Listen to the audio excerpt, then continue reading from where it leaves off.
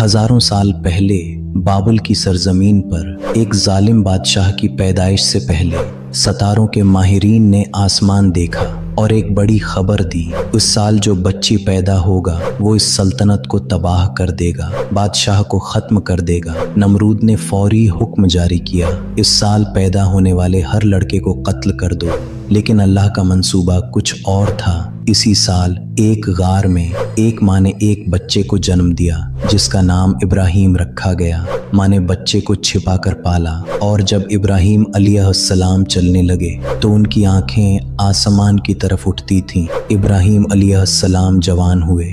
उन्होंने देखा कि उनकी कौम पत्थर के बतों को पूजती है। उनका दिल बेचैन हो गया। इब्राहीम के वालिद आज़रबत बनाते थे। इब्राहीम ने उनसे पूछा, इबा जान, क्या ये पत्थर वाकई खुदा हैं? आज़र ने जवाब दिया, यही हमारे आबाओ अजदाद के खुदा हैं। इब्राहीम का दिल मुतमईन न हुआ।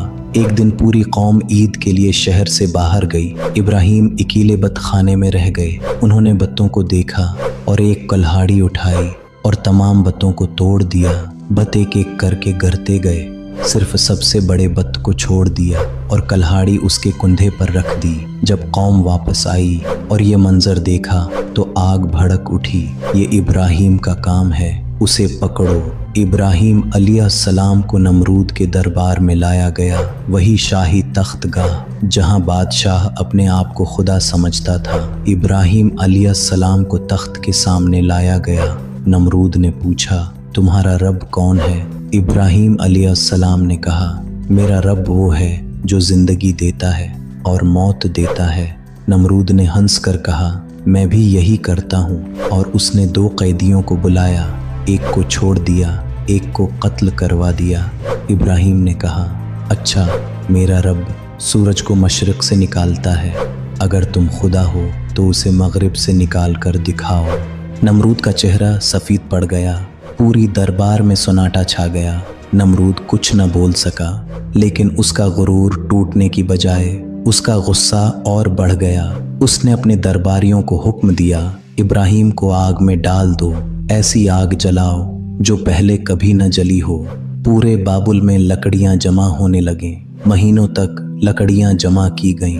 इब्राहीम अलैहिस्सलाम को इस दौरान कैद में रखा गया। फरिश्तों ने इब्राहीम अलैहिस्सलाम से पूछा, क्या आपको कुछ चाहिए? इब्राहीम अलैहिस्सलाम ने कहा, मुझे अल्लाह काफ़ी है। आखिरकार वो दिन आ गया। पूरा बाबुल जमा हो गया।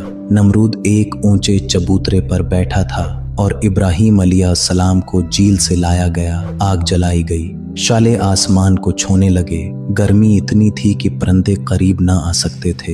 इब्राहीम अलैहिस्सलाम को मंजनीक के पास लाया गया। इब्राहीम अलैहिस्सलाम को कपड़े उतरवा कर बांधा गया।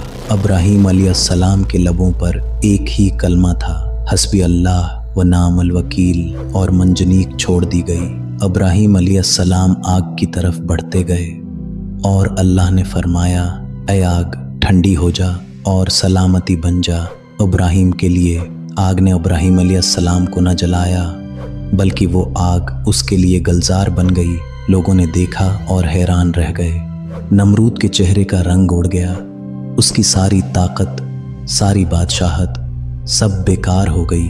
कुछ लोगों ने ईमान लाना चाहा, लेकिन नमरूद का दिल फिर भी न पसीजा। आग बुझने लगी और इब्राहीम आग से बाहर आने लगे, बिल्कुल सही सलामत। न कपड़ा जला, न बाल जला। यह अल्लाह का मौजिज़ा था। इब्राहीम अलैहिस्सलाम ने अपनी कौम को फिर दावत दी, एक अल्लाह की इबादत करो, बत्तों को छोड़ दो। नमरूद ने हुक्म दिया, इब्राहीम को शहर से निकाल दो। इब्राहीम अलैहिस्सलाम ने बाबुल छोड़ दिया, लेकिन वो अकेले न थे। अल्लाह उनके साथ था और नमरूद का अंजाम, हर जालिम का अंजाम शिकस्त है और अल्लाह के बंदों की फतह यकीनी है।